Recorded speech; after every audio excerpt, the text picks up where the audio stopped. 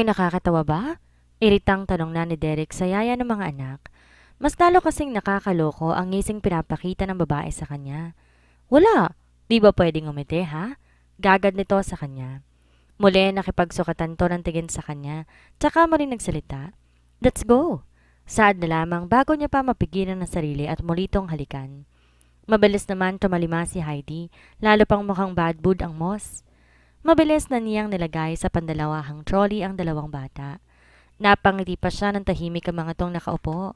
Okay, very good. Behave kayo ha?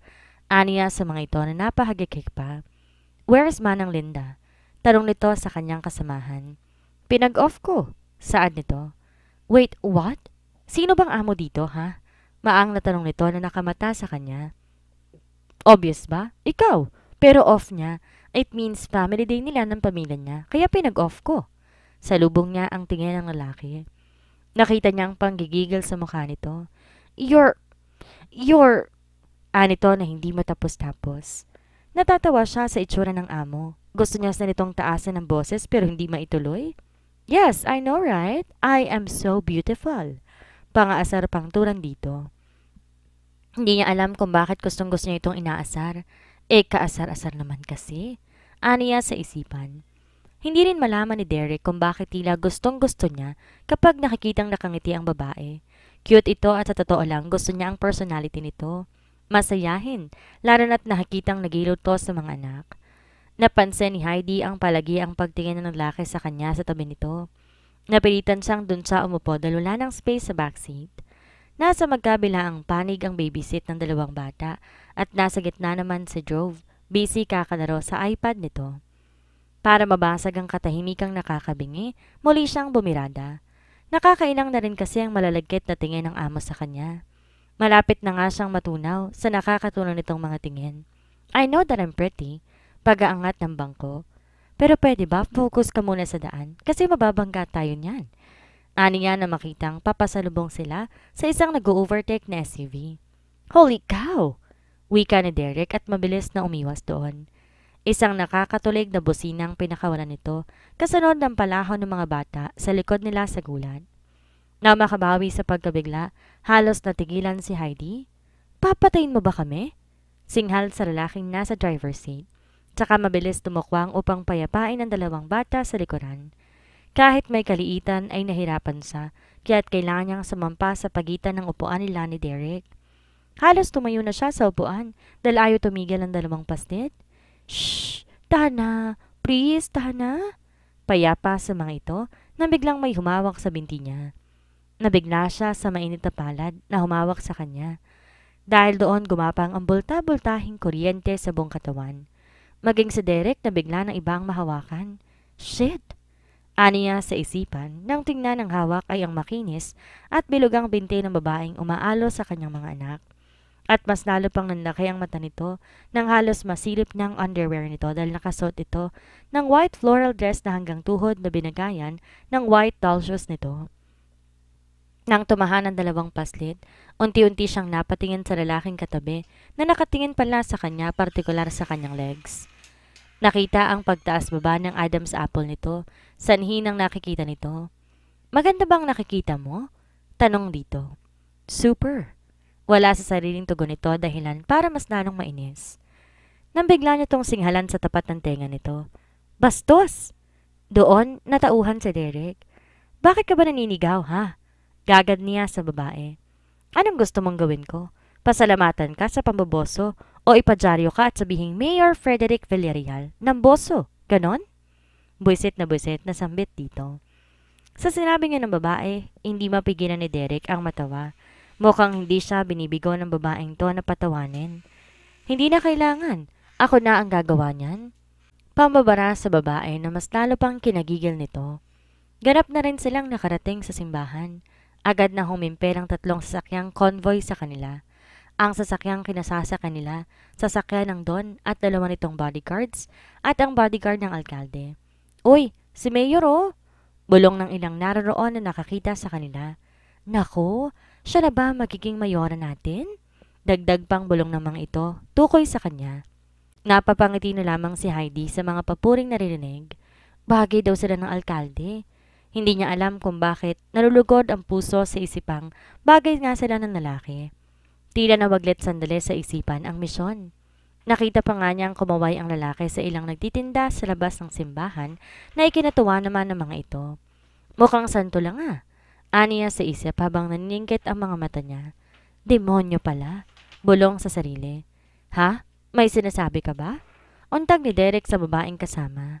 Sabi ko ang gwapo mo, ang dami mong fans Nguso sa mga taong nakangiti sa kanya. Umiti lang to at saka muling kumaway ito sa mga taong naroon. Ganoon naman ang mga taong may pagka-demonyo.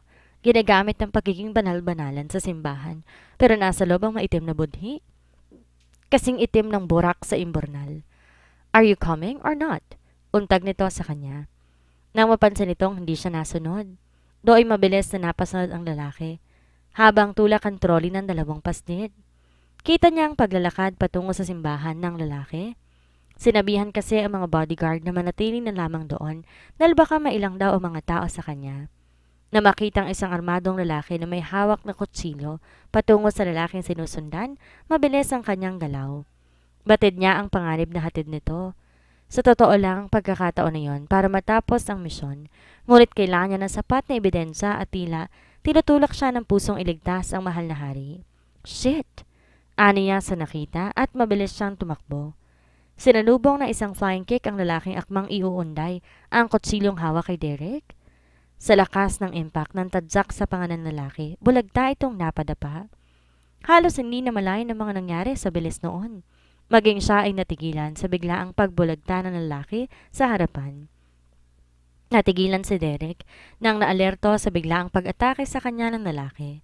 Ngunit mas lalo siyang natigagal na makitang bagong yaya nang salubungin ito ng isang malakas na tadyak iyon. Halos hindi siya makapaniwala na ang malit itong binti ay naabot ang panga ng lalaking ngayon nakatulog sa lakas ng tadyak nito. Doon niya napagtantong hindi ito basta-basta. Her moves, the way she talked, everything. Alam niyang hindi ito ordinaryong babae. Bihasa ito sa martial arts dahil batid na alam kung saan banda titirahin ng kalaban. Buntong hininga ni Heidi. Tsaka mabilis nalingon ang mga iniwang alaga. Nakitang tila pumalakpak pa ang mga ito at tumatawa sa kagalakan. Tuloy napangiti siya. What did you do? Pasitang tinig sa kanyang likuran. Ay, kabayong kalabaw! Sigaw sa kabiglaanan, sabay tutop sa dibdib. May lahi ka bang kabuti? Bigla-bigla nasulpot? Ines na bigwa sa lalaki upang ilihis ang usapan. Tiyak na mag-uusisa ito. Hindi kasi niya na malayang napamalas pa lang natutunan sa martial arts mula kay Black Dragon. What you did? Ulit itong tanong. Isn't it obvious? Pinagtanggol kita. Dapat nga magpasalamat kay Tugon nito dito na hindi tinitingnan upang hindi siya masyado madiskaril. Medyo marami-rami na nakikiusyoso sa kanila kaya tumigal to at pinalikan ang lalaking hawak na ng bodyguard nito. Bring him to the police station for investigation. Dinig niyang wika nito sa dalawang lalaki na may hawak sa kanilang braso ng tulog pang lalaki. Matatalas sa mga matang tumingin sa bawat naroon at nakitang pasimpleng pagsanya sa Derek sa isang bodyguard. Shit! Aniya sa isip. Tila hindi sa police station dadalhin ng lalaki. Gusto niyang sundan pero paano niya susundan kung may mga alaga naman siya? Nang matapos sa simbahan, dumiretso sila sa studio kung saan gaganapin ang pictorial ng mag-aama. Mandatory sa buong lalawigan ang paglalagay ng larawan ng presidente at ang pamilya ng bawat ama ng bayan sa bawat bayan ng lalawigang iyon sa mga pampublikong paaralan. Dahil wala naman tong asawa pa ay mga anak nitong kasama. Matapos niyang ayusin ang itsura ng mga bata, binigay yon sa amo na very dignified na nakaupo sa isang magarang upuan at parang isang hari. Nakatayo naman sa gilid nito si Jove na gwapong-gwapo rin sa suot nito. Saka inutusan siya ng photographer na dalhin ang dalawang bata at ilagay yon sa magkabilang hita ng mga ama nito. Tila kambal sina Dale at Dean dahil parehas sa mga suot na damit. Idagdag pang halos sabay na pinanganak ang mga ito. Pagkalapag ni Heidi kay Dale, maayos naman tsaka sinunod naman si Dean. Ngunit hinila nito ang damit niya dahil ayaw nitong sumama sa ama. Dooy nag-umiyak ito at lalo pang nabulabog ang buong studio nang nakigay na rin si Dale sa pag-iyak ni Dean. Agad kinuha si Dean at do'y tumigil ito. Maging si Dale tumigil na rin. Ilang minuto pa muli nilang sinubukan para nga matapos na sila. Ngunit gaya nung una, umiyak pa ulit ito. Hanggang sa ikatlo, ikaapat at ikalimang subok, pero ganun pa rin. Batid niyang nagpipigil na lamang si Derek sa inis. Maging ang photographer batid na rin ang pagod sa paulit-ulit na subok hanggang sa imungkahin nito kay Derek ang nasa isip nito. Sir, maybe it's better if we put one more chair like yours and their nanny will sit and take Dale with her so that we will be done. Suhestyon nito para tuluyan na silang matapos. Naagad din namang sinang-ayunan ng lalaki. Ha? Tutol niya nung senyasan siyang maupo sa nilagay nitong upuan. Pero kita ang pag-alsa sa mukha ng boss na tila naiinis na at pagod na rin. Wala na siyang nagawa pa kundi alumpihit na siyang umupo roon, kalong si Dale na nooy tumatawa na. Hindi niya alam kung bakit tila hindi siya komportable sa ideyang kasama niya sa larawan ng pamilya ng alkalde. 1, 2, 3, smile! Dinig na tinig ng photographer kasunod ng sunod-sunod na pag-stop ng kamera nito. Napangiti na lamang siya para naman hindi magmukhang pangit sa larawan.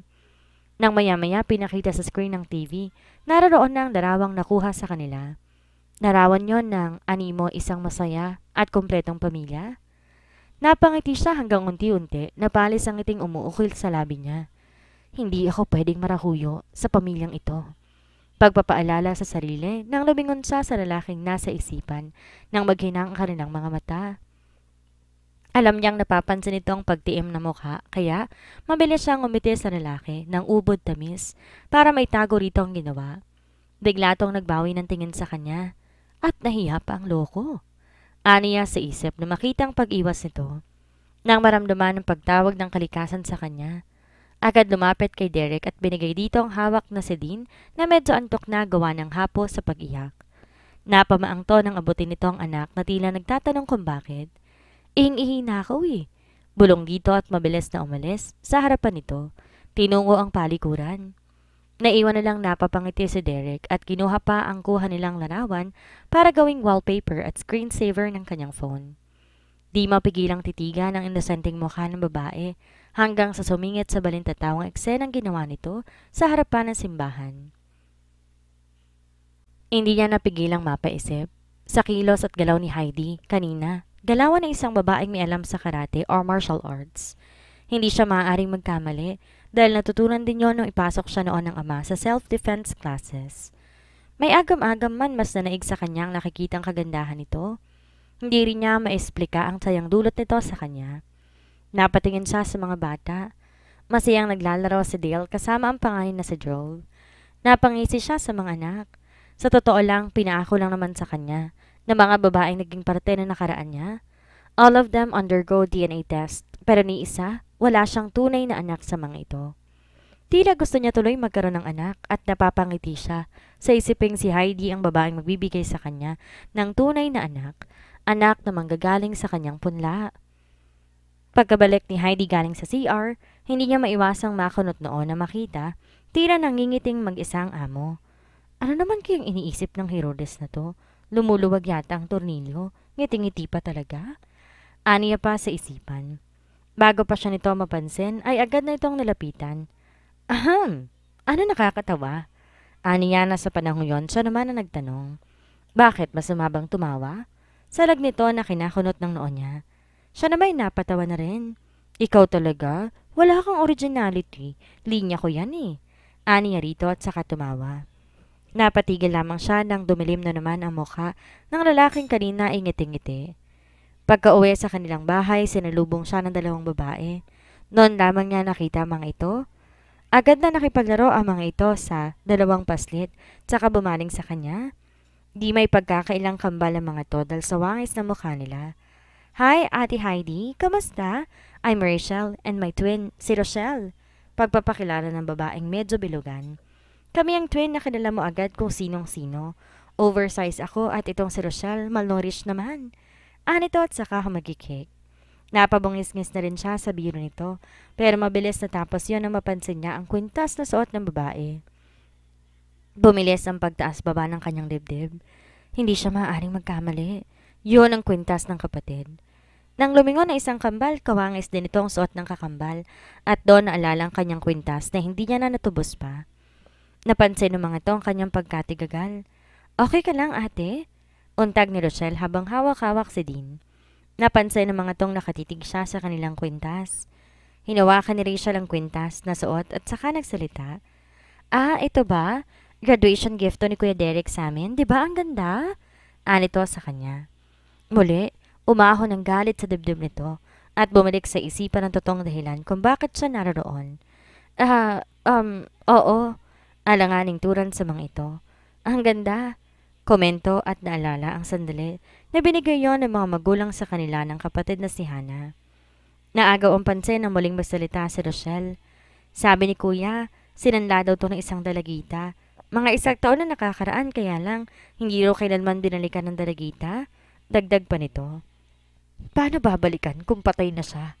Ngit-ngit ng kalooban. Mas lalo siyang napuno ng kuryosidad sa sinabi nito. Really? Aniya para ipagpatuloy pa nito. Yes. Ang sabi pa ni Kuya na awa nga raw to sa babae dahil talagang sarado na raw yung shop nila pero nakausap to dahil kailangan niya raw ng pera. May school activity raw kasi to kinabukasan. Kwento pa nito sa mga pangyayari noon. Muli, nanumbalik ang anag-ag na nakaraan.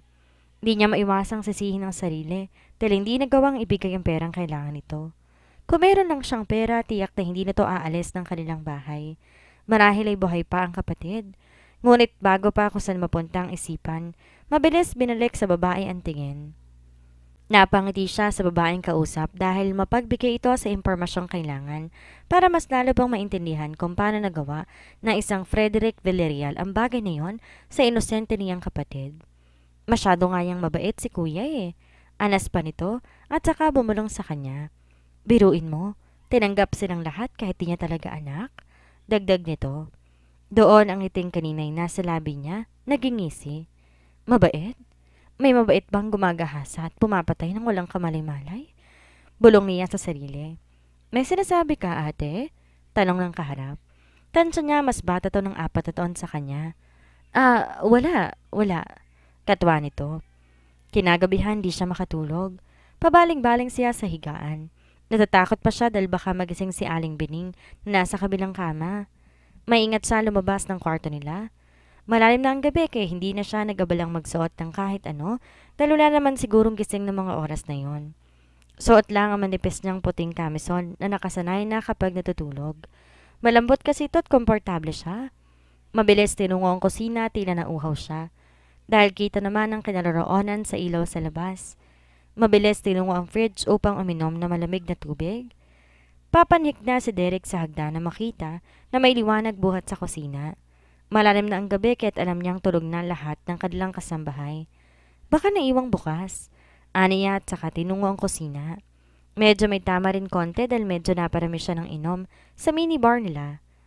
Pagbungad sa kusina, natulos siya sa nakita. Tila isang diwata ang naroroon sa harap ng kanilang fridge. Suot ang puting damit na halos aninag ang buong katawan dahil sa nipis nito. Lalo na't nasisinaga ng liwanag galing sa fridge. Halos kita niya ang bawat kurba ng katawan nito. Ang mga hita, ang bewang, hanggang sa itinaas nito ang basong sinalinan ng tubig at ininom iyon.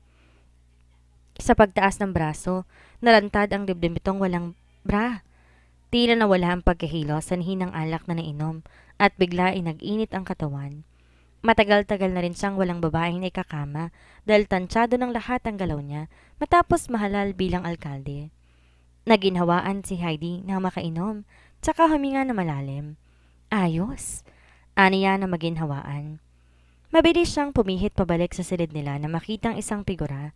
Anino yon na isang tao na gawa ng liwanag galing sa labas. Bigla siyang naalerto. Sino yan? Aniya. Ngunit tila ayaw magpakita kung sino man ang may-ari ng aninong iyon. Di yun nagalaw kaya't mabilis siyang umikot. Dahil may kaliitan sa at nakapaa, hindi nito nahalata ang kanyang paglapit. Nabigla si Derek nang biglang pumihit ang babaeng tinitigan kaya mabilis siya nagtago. Narinig ba niyang nagsalita ito? Mukhang naramdaman nito ang kanyang presensya. Nainis pa siya nang nakita ang kanyang anino. Ano pa't nagtago siya kung bakas naman ang anino niya pero hindi siya nagpakita rito. Nang maya-maya ay biglang may dumamba sa kanya. Hindi niya napagandaan yon kaya't napatimbuwang sila sa sofa na nasa tagiliran. Mabilis dinampa ni Heidi ang lalaking nakatalikod na nagtatago. Nagtago ka pa? Kita naman anino mo. Aniya sa isip, tsaka napangisi. Dinambad niya ito at bumagsak sila sa malambot na sofa. Nang susuntukin na mukha nito'y natigilan siya. What the hell are you doing? Anito sabay hawak sa kanyang kamao. What the heck are you doing too? Bigla silang natigilang dalawa na mapagtanto ang kakatwang posisyon nila. Nakailata si Derek habang siya pa nakadagan dito at nakatunghay sa gwapo nitong mukha na dapat susuntukin niya. Di tuloy siya agad nakahuma, lalo na't magkalapat ang katawan nila. Lalo na makitang nakaupo pa pala siya sa parteng gitna ng lalaki. Bigla, hindi niya alam kung paano tatayo na makitang nanlalaki ang mata ng lalaki habang nakatingin sa kanyang dibdib na nalantad dahil sa bahagyang pag-angat niya. Bastos! Ani at mabilis umalis sa ibabaw nito. Napangisi si Derek. Natatawa siya sa nakikitang reaksyon ng babae. Lalo pa nang inalis nito ang binti sa pagkakadagan niya. Bahagyang nakilis ang laylay ng kamison nito at nakita ang panty nitong pink. Mabilis sumakbang ang babae pabalik sa kwarto ng mga ito na magsalita si Derek. Nice butt. I like your pink panty. Pangaasar nito. Di maiwasang manggigil ni Heidi sa inis.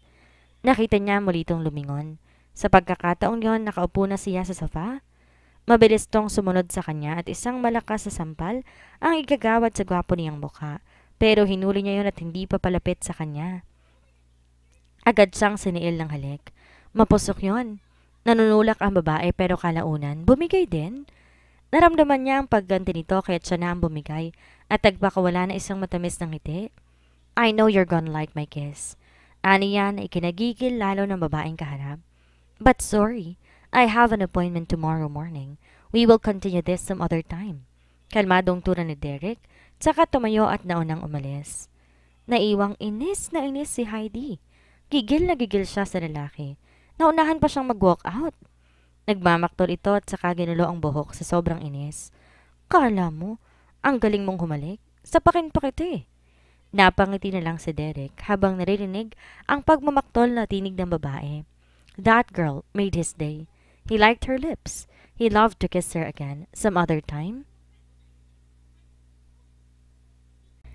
Naiwang inis na inis si Heidi. Naisahan na naman kasi ng lalaki. Kailangan makaganti ako. Ani niya sa sarili at pumasok na ng salid nila. Puisit, kaganti ako. Tandaan mo yan, Frederick Villarreal. Banas na sambit niya. Samantala, nakahilata namang ngumiti si Derek sa kama niya. Tila kasi naglalaro sa balintataw mukha ng babaeng kanina lamang na mumula sa ines sa kanya. Di niya alam kung bakit masyado siyang nakakuha ng babaeng iyon ang kanyang pansin. Well, maganda naman to pero di katulad nito ang kanyang tipo. Masyado tong makaluma kung manamit. Ngunit di naman maitatanging may ilalaban naman to kung katawan lang pag-uusapan sa mga nagdang babae sa kanya. Naalala ang bilugang katawan nitong naaninag kanina, gawa ng liwanag ng fridge. Hindi niya mapigilang tablan sa naalalang figura ng katawan nito. Ngunit dahil sa alak at pagod sa maghapon, di niya namalayang nakatulog na pala habang iniisip ang yayin ng mga anak.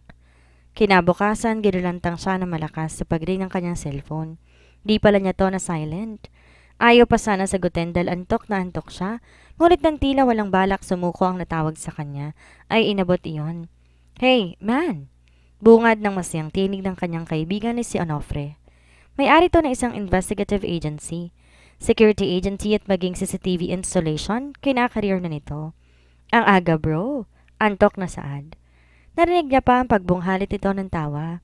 Pre, tanghali na tinahanap ka na sa munisipyo? Anito at agad naman siyang napadilat. Napabalikwa siyang wala sa oras na marinig ang sinabi nito. Tsaka maya-may narinig na humagalpak to ng tawa. It's holiday, dude. Hindi nito mapigilang matawa pa rin kahit galit na siya. Na maya-maya tumigil din to at sumeryoso. Your baby is back? Ha? Sabit sa kaibigan. Baby is back? Maang naulit sa sinabi nito. Naguguluhan siya sa tinutukoy nito. You heard it right. Bumalik na ang anak-anakan mo. Anito sa kanya. Sino? Walang ideya sa pinagsasabi ng kaibigan. Ang slow mo, pare. Okay, bumalik na si Taka. Malakas pa nitong sabi sa pangalan ng babaeng naging malaking parte ng buhay niya. May kabang dumagan sa dibdib na marinig ang pagbabalik nito. He was 15 years old when they had Taka. Kinilangan nilang dalhin to kay Norma noon dahil nanganganib ang buhay nito sa kanila. Hindi nila alam na sa araw na yon, sinalakay ang bahay nila dahilan upang mamatay ang mama niya. Okay, wala sa sariling nasambid. He knows Norman will take care of her. Kahit medyo malayo ang loob nila ni Norman, mas mabuti ng ganon para hindi maghinala sa mga nakabantay sa kanila na buhay pa ito. Dahil tiyak na kapag nalamang buhay ito'y wala itong kawala. So, are you free tomorrow night? Tanong ni Onofre sa kanya. Yeah, why? Naguguluhang balik tanong. May pag-uusapan pa ba silang importante tungkol sa pagbabalik ni Taka? Muling tumawa ang lalaki sa kabilang linya. Of course, para naman magsaya. Ang tagal nating di lumalabas. Mukha kasing nawiwili ka na sa bago mong yaya eh. Pangaasar nito na kinakunot noon niya. How did you know? Bulalas pang tanong niya. Tumawa ang kaibigan sa kanya. You know me, I'm Detective Conan. Bungis-ngis pa nito bago nawala sa linya. Muling naalala ang sinabi nito. Nagbalik na si Taka? Konting panahon na lamang ibabalik na nila ang pag-aari nito. Pero kailangan may handa nila to bago muli itong malantad sa publiko. Di biro ang sindikatong kakalabanin nila. Muli na nagbalik siya nung panahong 15 pa lamang siya. Biglang may tumambang sa kanilang sasakyang pamilya. Piniringan ang kanilang mga mata at tinadala sa isang abandonadong bahay sa liblib na lugar. Takot na takot sa noon hanggang sa makita ang Tito Ramon at ang pamilya nito. Maging ang ama ni Taka at katabi nitong asawa, nakarga ang anak na sanggol, si Taka yon. Hindi mo kami matatakasan, Mariano. Dinig na wika ng isang balbas saradong lalaki. Lahat sila'y may nakatutok na baril sa kanilang ulo. Bawat maling galaw, putok ang bungo nila. Nalaki ang mata nila na makita na inabot ng lalaki isang baril kay Tito Ramon niya. Gusto kong ipakita mo ngayon ang tapang mo, Ramon. Dito mismo sa harapan ko'y barilin mo si Mariano. Kung hindi, lahat kayo'y mamamatay sa kinatatayuan ninyo. Ramdam ang tensyon sa bawat isang naroon. Nagsisimula na silang mag-iyakan. Isa. Dalawa. Pagbibilang ng lalaki habang ayaw pa ring abutin ng Tito Ramon niya ang baril. Sabay ang kinasa ng mga ito ang mga baril na nakatutok sa kanila. 3. Pagtatuloy nito. Huwag mong hintayin umabot ako ng 5 dahil ni isa sa inyo'y walang makakalabas ng buhay. Halos mabingi siya sa lakas ng tambol ng dibdib. Buong akala niyo noon yun na ang katapusan nila hanggang marinig ang tinig ng ama. Ako na ang papatay sa kanila. Agaw ng ama. Do'y hindi mapigilan ni Derek ang mapaluha. Nakita niyang hawak ng ama ang kanilang baril na binibigay sa Tito Ramon niya. Ako nang papatay sa kanila. Agaw ng ama. Do'y hindi mapigilan ni Derek ang mapaluha. Nakita niyang hawak ng ama ang kanilang baril na ibinibigay sa Tito Ramon niya. Gusto ko pati ang bata. Ani pa na lalaki na tila walang kaluluwa dahil pati batang pastit walang patawad sa mga ito. Nakita niyang nakiusap pa ang ama, ngunit matigas sa mga ito. Ngunit ang tuso ang mga ito ay mas tuso ang ama. Isang putok ang binigay ng kaibigang si Mariano. 2 putok sa asawa nitong kalong si Taka. Maswerte noon at tulog si Taka. Nang matumba ang ina ay maayos iyong niyakap ng ina na naghihingalo sa balang natamo. Hindi nito natamaan ng sanggol at bagkos, 2 putok pa ang binigay sa ina nito para masabing maging ang sanggol ay natamaan. Matapos makitang bulagta ng buong pamilya ng Tito Mariano niya, isa-isa na nag-asilisa ng mga ito, kasunod ng banta na kung kakala sila sa sindikato, sisiguraduhin nilang hindi sila papahuli ng buhay. Napaka-traumatic sa kanya ng pangyayaring yon. Hanggang ngayon may bahid pa rin na nakaraan, na kahit saan may mga matang nakatanaw sa kanyang bawat galaw. Masayang nilalaro ni Heidi ang mga bata sa playroom ng mga ito. Nainis na siya sa suot nitong blusa. Masyado niyang kinakarir ang pagiging manang niya. Init na siya. Nang maya-maya tumunog ang earpiece niyang nasa tenga. Kasunod ang nakakatulig na tunog. Ibig sabihin kasi nun may signal na nakaka-interrupt sa kanyang earpiece. Mabilis niyang ginala ang tingin at nakita mula sa gilid ng silid na kinaroroonan ang isang CCTV. Tila naramdaman niyang may nanonood sa kanya. Hello? Hello? Tinig sa kabilang linya. Putol-putol yon dahil sa nasingit ng reception na nanggagaling sa anumang device. Talk to you later. Aniya kahit di alam ko sino sa mga kasamahan na nasa linya. Alam niyang si Derek ang nanonood sa kanya, kaya't may naisip siyang gawin. Agad na pinatugtog ang laroang debaterya, ang mga bata, tsaka sumayaw. Nakangiti siya habang ginagawa iyon, habang tuwang-tuwa naman ang 2 bata sa kanyang ginagawa. Walang magawa si Derek ng sandaling iyon, kaya't minabuting hanapin ng mga anak. Nang hindi niya mahanap ang mga ito ay mabilis binuksan ang kanyang cellphone kung saan may access siya sa lahat ng CCTV sa bahay nila. Tinatamad siyang bumaba kaya agad nang hinanap doon ang CCTV sa playroom ng mga ito at agad namang nakita ang mga ito. Habang tinitingnan ng mga ito, hindi niya maiwasang pagmasdan ang mukha ni Heidi. Mukha itong hindi komportable sa suot nito. Kahit naman kasi sino, hindi magiging komportable. Kung nasa bahay na nga'y balot na balot pa to. Maya-may nakita niyang natitigilan to at lumingaling nga, tila may hinahanap. Tapos nakita niyang binuksan ito ang isang musical toy ng mga anak at sumayaw ito. Natigilan siya sa ginawang pagwawala ng babae. Worst dance I've ever seen. Tawang wika niya sa sarili. Na matapos siyang sumayaw, hingal na hingal siya. Grabe rin yung ginawa niyang sayaw. Kung ano-anong step na lang. Pati 8-8 ginawa niya pa. Ang mainit na pakiramdam kanina, mas lalo pang uminit. Kaya muli nakaisip siya ng kapilihan. Muli, sinulyapan niya ang CCTV. Nakared pa rin to, tanda na may nanonood pa rin sa kanya. Unti-unting kinalas ang botones ng blusa, tsaka tumambad doon ang sub na pang itaas. Kahit mahaba ang bilugang palda, bumagay naman ang tube na suot na labas pa ang pusod niya. Tingnan lang natin kung hindi ka pa maglaway. Pilang turan niya sa sarili at dinaluhan ang dalawang bata. Natulo sa kinatatayon si Derek na makitang maghuhubad na babaeng kanina pa pinapanood.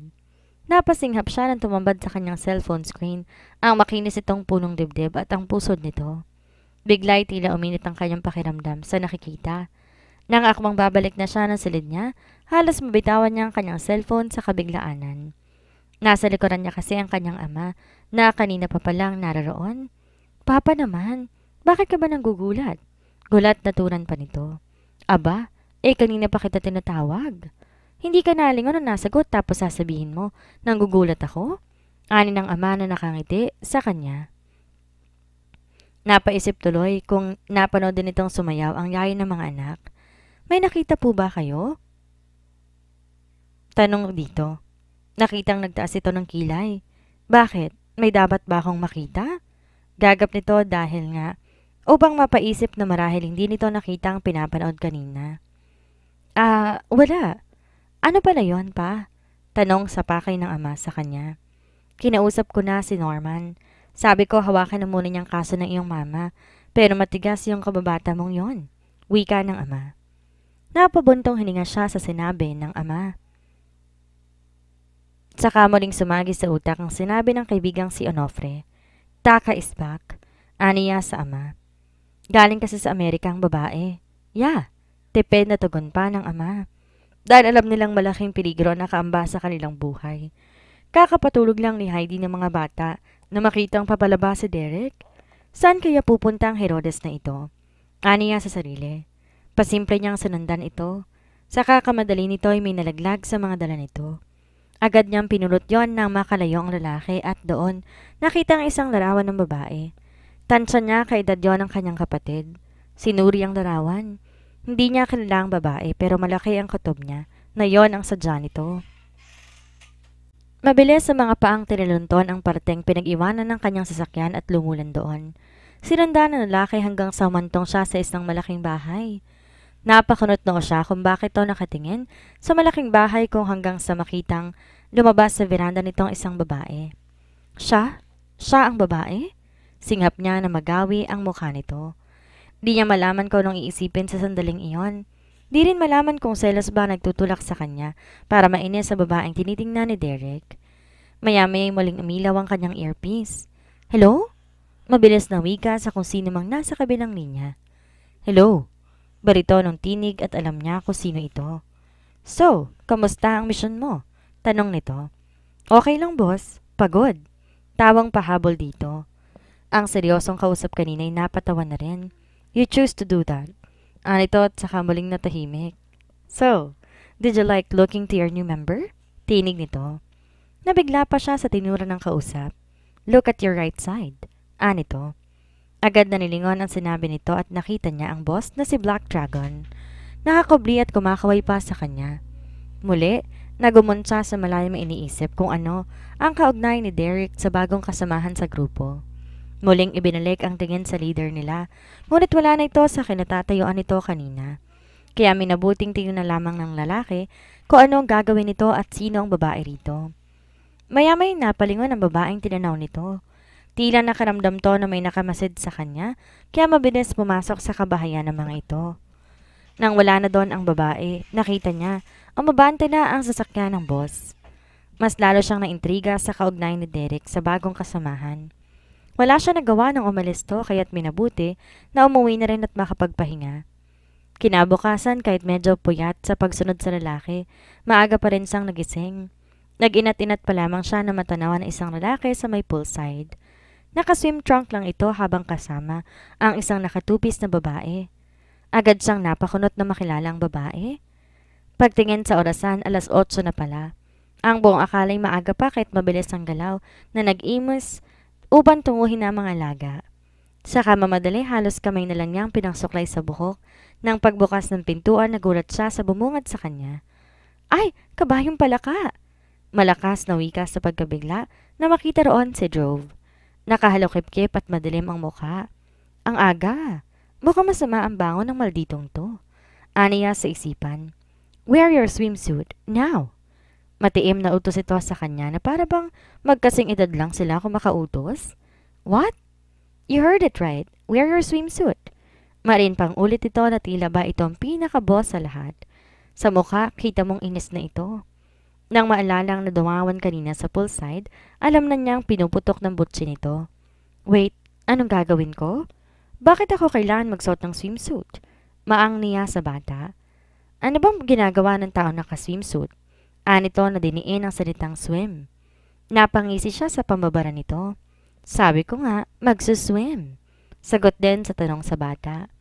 Dito natitinag sa kinatatayuan, hintay pa siyang bumalik ng silid. Wala siya magawa kundi sundin to bago pa siya mamatay. Sa talim ng tingin nito at mukhang wala itong balak umalis sa harap ng silid. Pagbalik niya sa harap nito, tinaas baba siya nito. That's perfect. Tura nito na hindi man lang kakitaan ng ngiti sa mukha. Suot ang kanyang red two-piece bikini na binagay ng sarong na binalabal sa kanyang bewang. Kinuha pa talaga ang malabilaong sombrero. Mabibilis ang hakbang, sinundan niya ang batang lalaki. Na makarating sila ng sala, nakitang maging ang dalawang paslit handa na rin, kasama si Manang Bining na kinareer din ang two-piece nito. Wow! Halos luwang-luwa ang bilbil nito sa suot. Tila naman excited ang dalawang paslit sa gagawin nila. Agad niyang kinarga si Dale habang karga naman ni Manang Bining si Dean. Nauna pang nagmarcha pabalabas sa pintuang lagusan papunta sa poolside si Jove. Kasunod sila. Para tong hari dahil tila, sunod-sunuran lang sila ni Manang Bining sa gusto nito. Nang makarating sila sa kinaroroonan na isang pares na masayang tatampisaw sa tubig, napatigil si Jove dahilan para mapitigil din si Manang Bining. Nakita niyang humalakip-kip ito at kumulimlim ang mata sa babaeng kasama ng ama. Aniya sa sarili at ang alam niya kung bakit sila naroon para guluhin ang paglalambingan ng dalawa. Matalinong bata. Dagdag pa niya at nangiti dahil sa pagdating biglang napatigil ang dalawa. Natigilan si Derek na makitang tatlong pabungad sa kinaroroonan, kasama pa ang dalawang paslit. Nagulat siya sa pagdating ng mga ito, ngunit namangha siya na makita si Heidi. Nanibago siya dahil naman dumating ito sa kanilang bahay ay balot na balot ito at ngayon nakatupis bikini nito. Naramdaman niya ang pagyakap ng babaeng nasa tabi nito. Ano girl, yakap pa more? Aniya sa isipan kahit naiinis sa boss na tila walang pakialam magpakita ng kalandian sa mga anak. Kitang-kita pa ni Heidi ang ginawang pagyakap ng babae sa amo. Lanti! Gigil na bulong. Na maya-maya ay sumenya si Jove na lulusong na raw sila sa tubig at lahat sila'y sabay-sabay tumalon. Bulasaw ng tubig ang gumambala sa dalawang naroroon. Kita pa niya ang nakauwang na mukha ng babae na natalamsika ng tubig dahil sa paglusong nila. Kung kailan tumalon na si Heidi sa kanya naalala, hindi pala siya marunong lumangoy. At kamalas-malasan, sa malalim na parte sila tumalon. Buti na lang may life vest si Dale, kaya't nakalutang ito. Dahil may kaliitan, hindi maabot ng paa ang ilalim ng tubig dahil 6 feet ang lalim nun. Nang maubusan na siya ng hininga, nagkakampay na siya. Kasabay noon ay ang hagikik ni Dale na tila tuwan-tuwa pa sa ginagawa niyang pagkampay. Nabigla si Derek sa ginawang pagsalakay ng mga ito at tumalon sa pool. Halos mabulabog ang buong kabahayan sa labasaw ng tubig na maya-may nakitang naiwang nakalutang ang anak na hawak ni Heidi.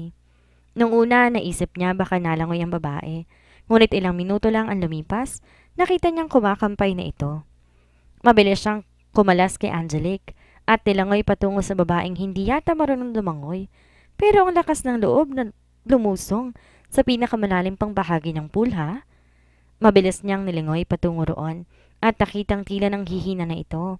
Agad niyang niyakap ang katawan nito paahon. Walang tigil naman ang hagikikan ng anak na tuwang-tuwa sa tilamsik ng tubig sa ginagawang pagkampay ni Heidi. Ahem! Singhap ni Heidi nang biglang may humila sa kanya paahon at nang makalanghap ng hangin halos mapaubo. Hanggang maiahon siya nito, yakap-yakap pa rin siya ng lalaki. Okay na ako. Pwede mo na ako ibaba. Nahihiyang wika nito. Are you sure? Baka sa mukha nito ang pag-aalala. Yeah, okay na ako kaya pwede mo na ako ibaba. Ulit pa nito kasi naiilang na siya. Lalo na't medyo na-dislocate ang kanyang pang-itaas dahil sa pagkakahila nito sa kanya pataas. Baka makita pa nito ang korona ng bundok na hindi pa natatagpuan. Maingat siya nitong ibinaba, ngunit hindi pa rin ito naalis sa tabi. Hanggang marinig ang tinig ng babaeng kasama nito. Seriously? Nananadya ka ba? Tahasang bintang nito sa kanya. Ha? Inosenteng wika niya. If I know, umaarte ka lang na tila nalulunod ka, pero ang totoo nais mo nang agawin ang atensyon ni Derek. But I'm telling you now, hindi ka magtatagumpay. Maraming katulong na ang gustong umakit sa kanya, pero ni isa walang nagtagumpay. At hindi ka exempted sa mga yon? Anitong nakapamewang pa at turo pa ang mukha. Nalingkit ang mata niya at gustong hilain ang daliri nitong nakaturo, pero nagpigil lamang siya. Angelique, stop it, ani Derek. No, I can't. I will say what I want to say. Tugon nito at maling bumaling sa kanya. Stop seducing him. You don't... Putol na wika nito nung sumigaw na si Derek. I said stop it. Ano bang mahirap sa sinabi ko? Stop. Then stop. Sigaw nito at saka sila iniwang dalawa. Nagkasukatan sila ng tingin nang mawala ito.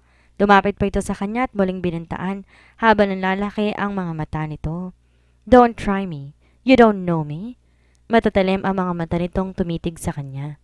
Sinulyapan niyang muli ang papalayong lalaki at nang malayo na ito at di sila nakikita, agad sinagot ang kausap. Don't try me either because you don't know me. Sagot saka tumingin din ng matalim dito.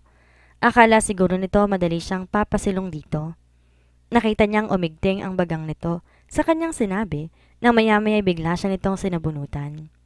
Lumaki siyang pinaglalaban ng mga bagay na alam niyang tama siya at sa pagkakataong yon, kailangan niya ipagtanggol ang sarili sa mahaderang babaeng katunggali. Mabilis niya rin inabot ang buhok nito at kapwa na sila nagsasabunutan. Daddy! Tila naka-megaphone ang bunganga ni Jove na umagaw sa pansin ni Derek. Mabilis ang ginawang pagbalik sa pinanggalingan at nakita ang dalawang babaeng nagsasabunutan. Agad siyang napatakbo sa kinaroroonan ng mga ito na makitang bumagsak na mga ito sa pool pero patuloy pa rin sa pag-aaway ang mga ito. What the hell are you doing? Banas naturan sa dalawang babaeng ayaw paawat. Hanggang sa nakita niyang nilulublob na ng kasintahan si Heidi. Dihado kasi to dahil di marunong lumangoy. Nakita niyang napapasinghap to sa ginagawang paglulublob ni Angelique, kaya agad din niya tong nilangoy at inawat ang mga ito. Ngunit tila walang malay ang babae. Padaskol niyang inawat si Angelique sa ginagawa nito. Look what you've done! May halong inis pang bulalas nito. Mabilis na siyang binuhat ang katawan ng babae. Kabado na siya dahil hindi ito nagre-react. Heidi? Hawak nito sa balikat ng babae, ngunit hindi ito nagising. Mabilis pinulsohan. Mas lalong nabahala na maramdamang mahina na ang pulso nito. Otomatikong ipapump niya ang dibdib nito sa pagkataranta. Heidi, please, wake up! Aniya habang ginagawa yon. Nang biglang bumulwak ang tubig na nainom nito, kasunod ng paghahabol ng hininga nito. Napasinghap siya kasabay ng pagbulwak na nainom nitong tubig. Kung hindi ko lang inisip na makakahalata ulit si Derek, makakatikim kang babae ka. Bulong pa nito sa sarili. Are you okay? Pag-aalalang tuna nito. Natutulala pa rin siya. Masyado mabilis sa mga pangyayari, kaya di siya nakasagot sa lalaking kitang pag-aalala sa mukha. If you want, I will bring you to the doctor. Saad pa nito na mapansin itong bahagya siyang napatulala. No! Biglang turan na kinagulat nilang lahat. Ngunit natigilan din siya na matitigang siya ng binata. I mean, hindi na kailangan. I'm fine. Bawing saan niya.